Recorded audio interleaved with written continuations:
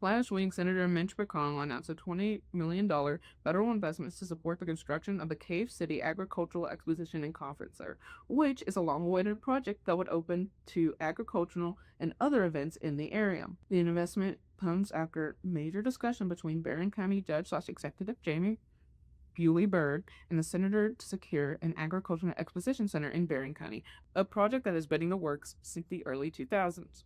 Judge/Executive Bryd called into the Green River Now studio to talk about the project. Would you mind providing an overview of the Expo Center investment and some of the key milestones that led to this stage of the project?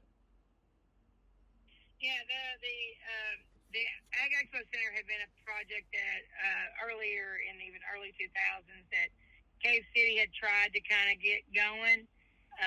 When I first came into office, the Cave City director of the commissioner come to me and said, "This is a project we'd always wanted to get done.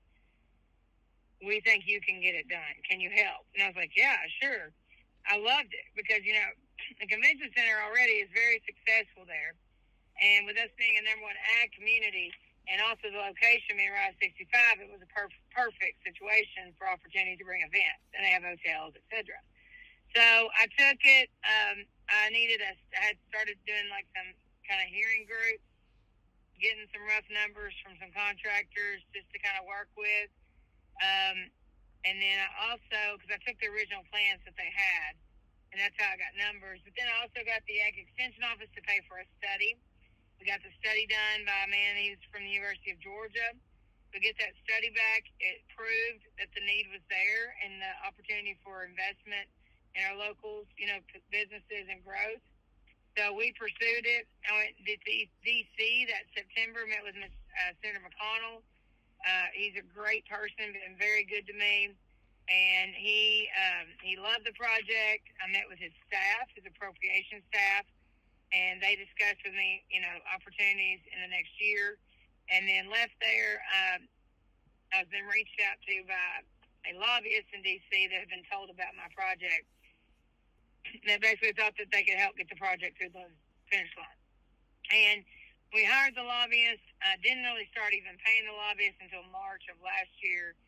And then the lobbyist has kind of been my advocate in D.C., while I've also been an advocate as well. I've been to D.C., I think, 3 times in the last 2 years to champion this project. Senator McConnell came to Barren County in April, had a wonderful visit. We talked about it there as well. He knew how bad I wanted it, and he made it happen. So we're so excited to have it come. We're going to have all kinds of events and bring a lot of tourism to the area and create more opportunity for our local individuals to be able to do the events that they travel long distances to right here. Well, what kind of events or programming is envisioned for this new facility? What kind of programming? Yeah, what type of events or type of programs could we expect with this new facility? Oh, you're from rodeos to tractor pulls to equine cattle shows, equine competitions. It's going to be 3,000 seats, so it's a large venue with a prep room. What's going to make our venue stand out in comparison to other venues is the facilities that we're going to build.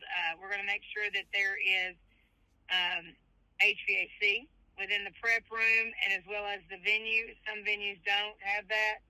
We're going to make sure that that is a added luxury for people that come to events and shows. Commercial restrooms, commercial concessions, all located within the venue, so you wouldn't have to leave to go, get that stuff. And then you're also going to have a convention center that's attached. So when you're looking to bring an event in, and you're looking to host, you can kind of do a lot of things within that property. Well, I don't know if you can tell me much about a lot of the specifics right now, but what is a sort of projected timeline for the next phase, transitioning from that planning period to active construction?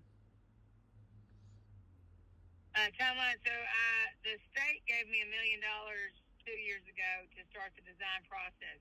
We are almost near the end of the design process, the DD. And then I would say we're going to meet in 2 weeks to kind of catch up and see, okay, is this what we like? The board has had the rough plans just to review it. We're going to do an in-person meeting here in 2 weeks now that we have the money. We're working with some individuals also on financial items that we can maybe use some tax credits and stuff like that because we have the amount that we do to get even more money without ever any other local taxes to ever have a part in this. I've had some great meetings, and I'm so excited. And this project is going to be it's something we can all be proud of in the region. How would you say the Expo... Yeah, timeline, though, I don't know. I mean, I'm not going to be able to tell you that until I can have that meeting in February. That's fine. How do you anticipate the Expo Center will impact the local economy and small businesses in the area? I mean, tourism. I mean, you think about how many people already come into the area because of the cave.